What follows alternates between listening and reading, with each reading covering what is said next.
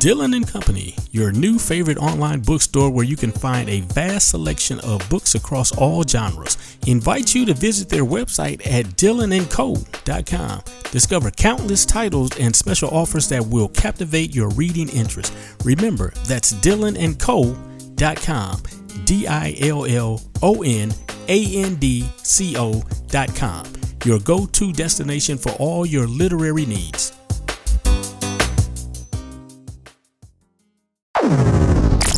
Back in the building, it's your man DJ Metro holding it down right here with a different crew this morning. We got my main man B Brown holding it down, and we got the sassy one. That's me, Sassy B. Sassy B in the building. What's going down, y'all? What's happening? Not much, chilling. Yeah. Right. How was your weekend? Fast. It was so fast. We had so many errands to run these 2 days. Right. Yeah. Well, it comes and it goes pretty quick. It'll be another week, work week before you know it. So, thank goodness we only got a few more days to the holiday, and then everybody be off again. Yes. So you know how that goes. Be back off work, sitting around enjoying family, kind of stuff like that. So that's cool. Yeah. So the holidays are coming up real quick. So, don't spend all your money in one place. And, Too late. Too late for that.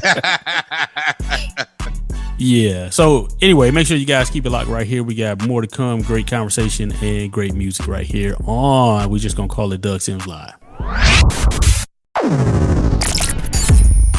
So it looks like a New Jersey board okays initial stage for a $900 million Netflix production facility at ex-Army base.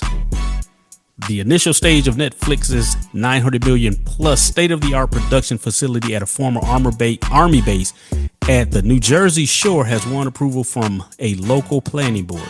Now, Army bases are being utilized well in the production arena. For sure. Yeah, for sure. So, as you know, Tyler Perry has a old Army base. Mm-hmm. Cat Williams now has a Army base where he has his production company that's coming around. Right. And so Netflix has acquired an Army base too. I wonder if it's Fort Dix. But anyway, they've acquired an Army base to go ahead and get some production done as well.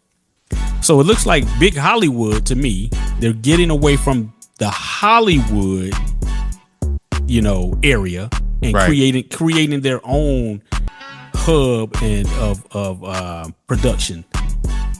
You know what I mean? So what is that 50 Cent just put together? That's not a base. He just bought a facility, or did he bought something big too, though, didn't he?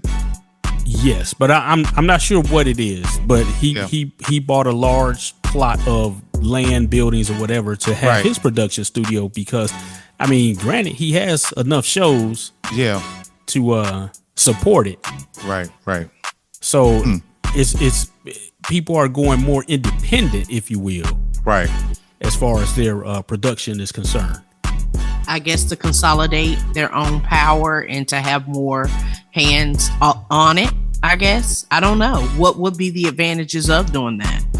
Well, you can set your own rules, number one, for your own company versus, Hollywood is so, I'll say fickle, you know what I mean? Meaning you have to get your approved budget from this source and that source or what have you. They may not want to put your project out. They want to shelve your project or what have you. So if you have your own sourcing, you can produce the projects you want when you want them and how you want them. That's cool. I hope that they don't do like Tyler Perry and write everything, produce everything, and not bring somebody else in. Oh, that was cutting. Oh, that cut. That's gonna be ugly. Oh, that's a whole nother story.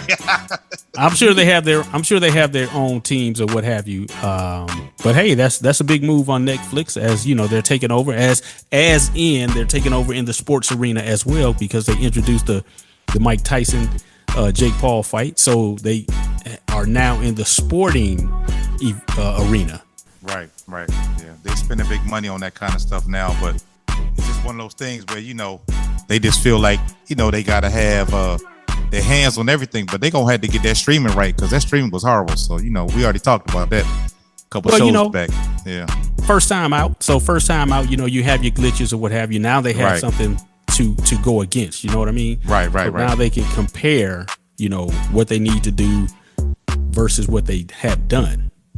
They need to get ready for the Beyonce show that they're gonna have in between that football game coming up. So is that a Netflix thing?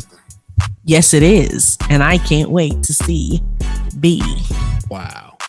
Okay, Netflix, get it together as we get you to more music. Make sure you keep it locked right here, Doug Sims Live.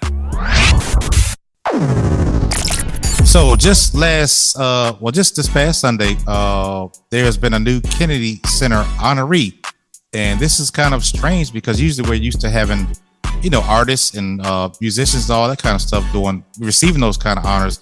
But this time we've got a building. It is the Apollo Theater, which was started pretty much in 1934. So that makes it pretty much 90 years old, which has been a legendary building, from, oh my goodness, all the way back to you name it. It's been there, and it's been a really legendary spot in Harlem. And I think it's really kind of cool that the Kennedy Center is giving them a really good award for their 90 years legacy of doing, really good stuff back in the day. They always said, if you made it at Apollo, you pretty much made it. You had a good career if you made it at the Apollo. So What do you think about the Apollo getting the award as a building or a standalone entity as itself, as opposed to an artist or a person? I mean, hey, it's historical. They have historical achievements documented all the time. So I think it's great. I mean, it's something that's cultural, definitely, for sure. And just think of all the iconic artists that have come through there.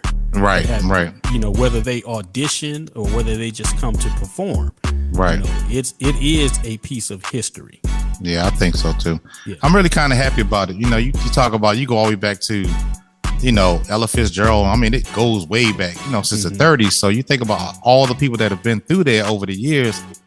It's just one of those things that you just can't fade it. And it's so good to see that it's been kept up. It's been, refurbished, and everything's been kept up really up hard to keep it really and going on really good. So I'm really kind of cool about that one. That's really a good thing for the Kennedy Center to do and give them the recognition that they deserve. I think it's really cool. Yeah, it's just another prestigious award for the city. Yeah. You know what I mean? And for the building, and definitely for the culture. No doubt. Per NBC News, Trump has decided and says that he plans on day one to end birthright citizenship. And he claims that American citizens with families here illegally could face deportation. And the only way not to break up the family is to send them all back. Wow. He is delivering on what he said he was going to do. I wonder how people are, especially the Cubans down there in Cuba, who have mixed. There are 71 million people in this country that have mixed citizenships in their families. Mm-hmm. So this goes back to the 14th Amendment, which, the citizenship right to vote was on several ballots this past November, and people might have voted for the amendment to change to citizens and not just naturalized. And this is where Plessy versus Ferguson comes in with, who is a birthright citizen?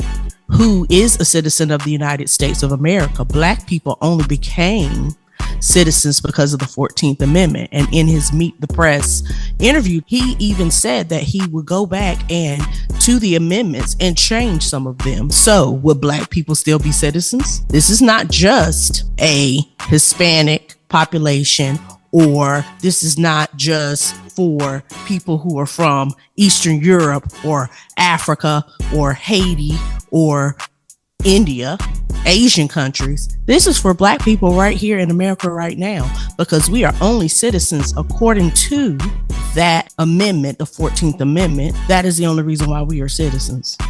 What y'all think about that? Yeah, it's gonna be ugly. People don't and didn't realize, to me, the changes that he wanted to enforce and will enforce, that how it's going to affect a lot of people, you know, and they're so gung-ho to have this man in office, but yet the things that he does is going to affect them as well, and they don't really realize that. Yeah, that it's going to affect them. You know, I mean, we are citizens or what have you, but going back to the amendment, maybe not. You know what I mean? Right. So that's going to affect a lot of people. You know, Yeah. and you know, then I go into my historical context, if you will. A lot of the people that claim to be, they came from somewhere else as well. Right. You know, and they're not even looking at that. Well, your forefathers, they came from X, Y, and Z, but you want to claim to be a citizen, but you don't want anybody else to be a citizen. Right. You know what I mean? So just like the Spanish people came here, the Irish people came here, the immigrants came here. They once were immigrants as well, if that makes sense. Exactly. And I think most people who are not Black American people are closer immigrants to today than we are. Our families have been here for generations, for way longer than some of these other families, and we're more American than they are, but they would look at us a different way and say, no, you don't deserve to be here. Right. You know, the one thing that gets me, and I'm gonna end it with this, when it comes to people saying, hey, go back to somewhere, go back to Africa or whatever. Well, if they really think about it, their people came from somewhere else. They don't look at it like that. They think that they own and regulate everything, but they came from somewhere else as well. Well, that's why people need to read more. Well, you know how that goes. Right. Anyway, make sure you guys keep it locked. Got more conversation coming up right here on Doug Sims Live. Hey, it's your man B Brown stepping in for Sportsman Jones. I got a little bit of sports news, so let me give you what I got. So we are actually, for the NFL, we're actually about to go into the playoffs. It's getting close to that time. So as of course, for the AFC, first round buys would be the Kansas City Chiefs. The AFC wild card will be Buffalo Bills versus Denver, Pittsburgh Steelers versus Baltimore, Houston Texans versus LA Chargers. And then, of course, the NFC, first round bye goes to Detroit Lions. I'm sorry, say that again. First round bye goes to Detroit Lions. DJ Metro's team. Let's go Lions. I'm pulling for them too, though, for real. Let's see. The NFC wildcard picks will be Philadelphia Eagles versus Washington, Seattle versus Green Bay. And Green Bay. Let's talk about that loss the other day, but we're not going to do that anyway. Atlanta Falcons versus Minnesota. So we're going to see what it turns out to be, but I think Detroit's going to be really in a good standing going into the playoffs, and hopefully my Ravens can get up in there too somehow. We got a long way to go, but we never know. We'll see what happens. As far as the leaders right now, as far as the leading passing yards, you got Jay Burrow. He's on top with the top number for 3,337. Lamar Jackson is second. Jay Goff is number 3. And G. Smith from Seattle and C. Stroud from the Texans. So that's as far as the passing yards. As far as touchdowns, you got Jay Burrow again, Lamar Jackson, B. Mayfield from Tampa Bay, and Jay Goff from Detroit. And so everybody's looking pretty good right now. So I think we got a really interesting end of the year NFL going on right now. So I know you're going to root for your team. I'll root for mine, and we'll see how it comes out. But y'all looking really good right now. And that's what I got from sports. So in entertainment news, actually hip hop news, we're going to go there. We got to go there. So here we go. So Forbes put out this list last week, and it is called the 50 Greatest Rappers of All Time list from Forbes. Okay, so here we go. Everybody hold on to your seats for a minute.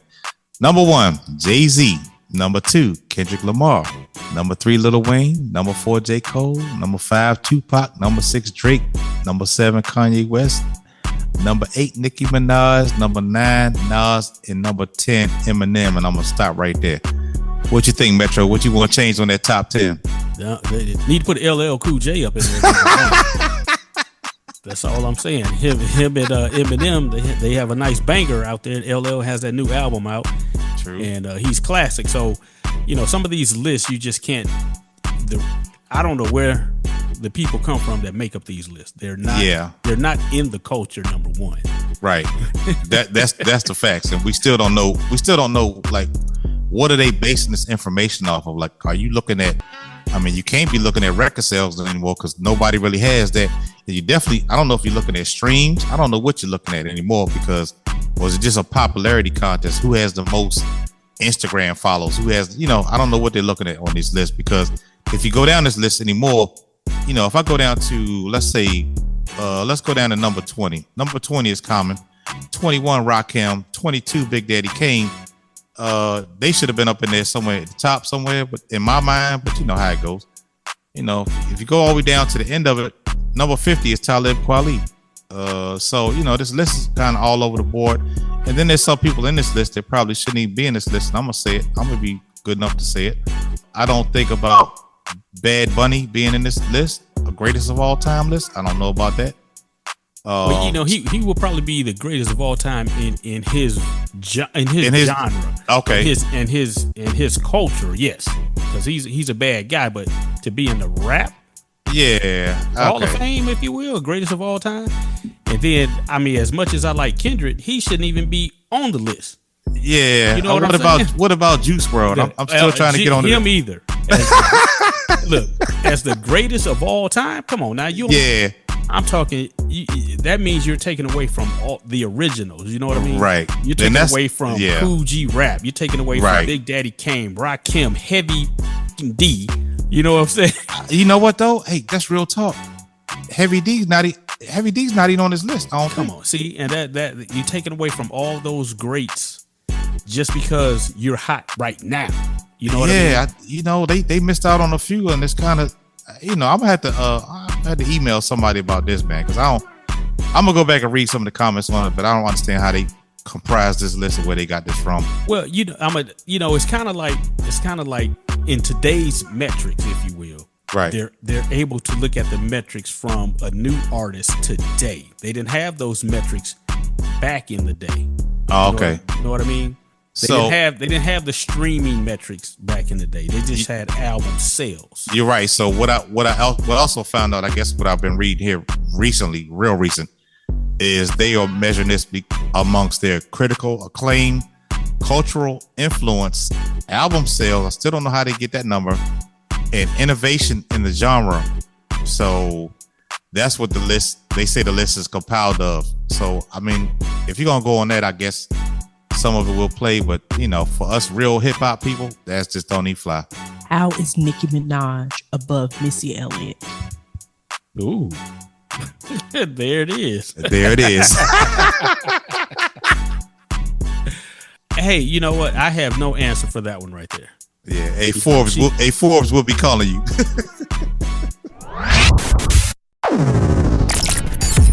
All right, so since we were talking about music, we have the top 10 R&B. Looks like number 1 is going to be Eric Benet and Tamar Braxton. Something We Can Make Love To. Money Long, number 2, Ruin Me. Sensational, featuring Dave DeVato and LeJay, Chris Brown. That's my track. Good. Usher, number 4. Number 5, Here We Go, Coco Jones. Wildflower, number 6, Tyrese. Number 7, Simply Beautiful, Maxwell. Mary J. Blige, You Ain't the Only One. That's number 8. Number 10, Sober. Right? And looks like number 10 is Q Parker and Beg. Those are top 10 R&B joints going on right now. I hope we'll give R&B is back. R&B is back. So we're going to give a special shout out. Boney James at number 11. All I Want Is You featuring October London. So R&B is making a comeback, if you will, but it never left. What they said was R&B. Yeah, it did leave all that begging and not even begging. I don't know. All that depression. Now real love songs are back, I think. Real love song. Look, real love song. You want to talk about one of the hottest, to me, one of the hottest R&B guys, period. Okay. Period. I'm going to say period again. Is, as you say, the beggar, Keith Sweat. Keith Sweat has over 20, 30 years in the game. And when Jacquees came out, made that statement, he the king of R&B. Come on now. Keith Sweat got how many albums? I mean, really. I mean, I don't know. Jacquees is the king of trying to sing somebody else's song karaoke style. I mean, that's what he's kind of the king of. So I'm gonna give it up to Keith Sweat. You know what I'm saying? He king to me right now. He the king. He 20, 30 years in the game. All kind of albums. I second that one. Production, I writing. can go in there. I can. But my main man, October London, is getting it in right now. So I gotta. Well, he getting it in. He's smooth. He young though. He's a new starting cat. out. Yeah, he's a new cat. But he getting it in. But Usher, baby. Well, hey, there's no denying Usher is the king of ATL. But Usher he's cold. So it's some long-standing guys out there. Some long-standing guys out there. So, Usher fits in that realm as well. As long as real music is coming back, though. Real love songs. Well, look, man, we appreciate you for having us on Doug Sims Live. You all make sure you go to Doug Sims Live Instagram, check it out, leave a comment, and check out DougSimsLive.com. And check out Dylan & Co. Books. Get your books, get your read on. Everybody have a wonderful holiday, and we'll see you next time.